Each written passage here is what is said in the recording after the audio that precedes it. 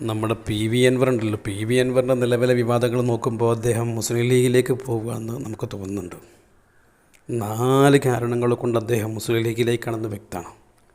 ഒന്നാമത്തെ കാരണേ, ഇപ്പം നിലവിൽ അദ്ദേഹം അജിത് കുമാറിനെതിരെയാണ് വിവാദം സൃഷ്ടിക്കുന്നതെങ്കിലും സത്യത്തിൽ അദ്ദേഹത്തിൻ്റെ ഉന്നം മുഖ്യമന്ത്രിയാണെന്നാണ് തോന്നുന്നത്. കാരണം ഇപ്പോൾ ഒരു എസ്.പിൻ്റെ വോയിസ് വന്നല്ലോ. എസ്.പിൻ്റെ വോയിസിൽ അദ്ദേഹം അജിത് കുമാറിനെ എല്ലാം പ്രതിയാക്കുന്നത് ആരെയാണ്? അജിത് കുമാറിനെ എല്ലാം നിയന്ത്രിക്കുന്നതും അജിത് കുമാർ പ്രവർത്തിക്കുന്നതും മുഴുവനും പി ശശി പറഞ്ഞുകൊണ്ടാണെന്ന് പറയുന്നുണ്ട്. ആരാണ് ഈ ശശി?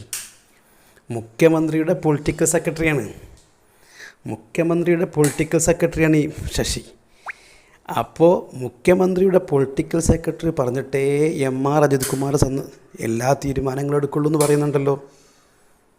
അപ്പോൾ സത്യത്തിൽ വിവാദം ആർക്കെതിരെയാണ്? അഴിമതി ആരോപണം ആർക്കെതിരെയാണ്? മുഖ്യമന്ത്രിക്കെതിരെയാണ്. മുഖ്യമന്ത്രിയും അദ്ദേഹവും തമ്മിൽ എന്തോ ലാക്കൽ സംഭവിച്ചിട്ടുണ്ട്. അതുകൊണ്ട് തന്നെ അദ്ദേഹത്തിന് ഇനി ഇടതുപക്ഷത്തിൽ നിൽക്കാൻ പ്രയാസമാണ്. രണ്ടാമത്തൊരു ന്യായം, അദ്ദേഹം ഈ വിവാദങ്ങൾ സൃഷ്ടിക്കുന്നതിൻ്റെ ഇടയിൽ ആ വോയിസിൽ തന്നെ അദ്ദേഹം പറയുന്നുണ്ട്, ഗ്രൗണ്ട് റിയാലിറ്റി നോക്കുന്ന സമയത്ത് സത്യത്തിൽ സർക്കാരിനെതിരെയാണ് ജനങ്ങളുടെ പൾസ് മുഴുവനും. മുമ്പ് അദ്ദേഹം പൊന്നാനിയെ മത്സരിച്ച് വൻ ഭൂരിപക്ഷത്തിൽ തോറ്റപ്പോഴും അദ്ദേഹം ഗ്രൗണ്ട് റിയാലിറ്റി അനുസരിച്ച് സർക്കാരിനെതിരെയാണ് എന്നൊരു സെൻറ്റൻസ് അദ്ദേഹം പറഞ്ഞിട്ടില്ല. എന്നാൽ ഇതിൽ പറയുന്നുണ്ട് സർക്കാരിനെതിരെയാണ് ജനങ്ങളുടെ പൾസ്. എന്തേ കാരണം? ഇടതുപക്ഷത്തുമായി അദ്ദേഹം തെറ്റിയിട്ടുണ്ട്. അദ്ദേഹത്തിന് എന്തോ അകൽ സംഭവിച്ചിട്ടുണ്ട്. ഇതാണ് കാരണം. ഇനി മൂന്നാമത്തൊരു കാരണമുണ്ട്. ആ കാരണമാണ് പ്രധാനപ്പെട്ട കാരണം. അദ്ദേഹം ഇന്ന് ഈ വിവാദങ്ങളൊക്കെ സൃഷ്ടിക്കാൻ കാരണം എന്തുകൊണ്ടാണ്? മറുനാടൻ മലയാളി എന്ന് പറയുന്ന മറുനാടൻ മലയാളിയിലെ സാജൻ സക്രിയ അദ്ദേഹത്തെ സംരക്ഷിക്കുന്ന ഏർപ്പാടാണ് ADGP എടുത്തത്. ADGP എടുത്തതെന്ന് പറഞ്ഞാൽ പി ശശി എടുത്തതെന്ന് പറഞ്ഞാൽ മുഖ്യമന്ത്രി വരെ സാജൻ സക്രിയെ പിന്തുണക്കുന്ന ഏർപ്പാടാണ് എന്ന് അദ്ദേഹം പരോക്ഷമായിട്ട് പറയാണ്. എന്നാൽ ഈ സാജൻ സക്രിയയോട് ഏറ്റവും കൂടുതൽ വെറുപ്പുള്ളവർ ആർക്കാണ്? കേരളത്തിലെ മതേതരത്വ വിശ്വാസികളായ മുസ്ലിങ്ങൾക്കാണ്. ഈ മുസ്ലിങ്ങൾക്കാണ് സാജൻ സക്രിയയോട് വല്ലാത്ത എതിർപ്പുള്ളത്. അപ്പോൾ ഇനി ലീഗിലേക്ക് വന്നാൽ സാജൻ സക്രിയയോട് അനുകൂലമുള്ള ഒരു മുസ്ലിമായൊരു മനുഷ്യനും മലപ്പുറം ജില്ലയിലോ കേരളത്തിലോ ഉണ്ടാകുമെന്ന് തോന്നുന്നില്ല. അതുകൊണ്ട് മുസ്ലിങ്ങളുടെ പരസ്യമായ പിന്തുണ അദ്ദേഹത്തിന് കിട്ടുമെന്ന് ഉറപ്പുണ്ട്.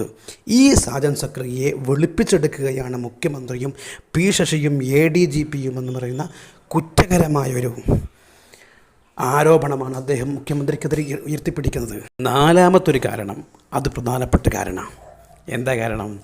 ഈ കഴിഞ്ഞ ലോക്സഭാ ഇലക്ഷനിൽ കേരളത്തിലെ മതേതരത്വ വിശ്വാസികളെ മുഴുവനും അമ്പരപ്പിച്ചതും ടെൻഷനാക്കിച്ചതും എല്ലാ വിജയങ്ങളും ഉണ്ടെങ്കിലും ഇന്ത്യയിൽ മൊത്തത്തിൽ വിജയമാണെങ്കിലും കേരളത്തിലെ വല്ലാതെ വിജയത്തിന് മങ്ങലേറ്റത് സുരേഷ് ഗോപിയുടെ വിജയമാണ്. എന്നാൽ ഈ സുരേഷ് ഗോപി ജയിച്ചതിൽ ഏറ്റവും കൂടുതൽ സങ്കടപ്പെടുന്നത് ആരാണ്? അതിൽ ഇടതുപക്ഷത്തിലെയും കോൺഗ്രസിലെയും മുസ്ലിം ലീഗിലെയൊക്കെ ബഹുഭൂരിപക്ഷം വരുന്ന മുസ്ലിമീങ്ങളും മതേതരത്വ വിശ്വാസികളുമാണ്. ഈ മതേതരത്വ വിശ്വാസികളോട് അദ്ദേഹം കൊടുക്കുന്നൊരു മെസ്സേജ് ഉണ്ട്. എന്താ മെസ്സേജ്? സുരേഷ് ഗോപി ജയിക്കാൻ കാരണം ADGPയുടെ വിവാദം സൃഷ്ടിക്കൽ കൊണ്ടാണ്. ADGP വിവാദം സൃഷ്ടിക്കുക എന്ന് പറഞ്ഞാൽ പി ശശിയും മുഖ്യമന്ത്രിയും കൂടെ വിവാദം സൃഷ്ടിച്ചതുകൊണ്ടും BJPക്ക് ജയിക്കാനുള്ള ഒരു കളമൊരുക്കിയതുകൊണ്ടുമാണ് ജയിക്കാൻ കാരണമെന്ന് പരോക്ഷമായി അദ്ദേഹം സമൂഹത്തോട് പറയുമ്പോൾ നാളെ കത്തിപ്പെടാനുള്ള വിവാദം ആർക്കെതിരെയായിരിക്കും? മുഖ്യമന്ത്രിക്കും ഇടതുപക്ഷത്തിനും എതിരെയായിരിക്കും. അതുകൊണ്ട് അദ്ദേഹം ഇനി മുസ്ലിം ലീഗിലേക്ക് വന്ന് മുസ്ലിം ലീഗിൻ്റെ പാനലിൽ മത്സരിച്ച് അടുത്ത തവണ മന്ത്രിയാകാനുള്ള എല്ലാ ശ്രമവും അദ്ദേഹം നടത്തിക്കൊണ്ടിരിക്കുന്നു എന്ന് വ്യക്തമാകുന്നുണ്ട്. ഇത് നിഗമനം മാത്രമാണ്. നാളെയുള്ള കാര്യങ്ങൾ പ്രവചനങ്ങൾ അനുഭവിച്ചറിയേണ്ടതാണെന്ന് അറിയിക്കുന്നു. Thank you.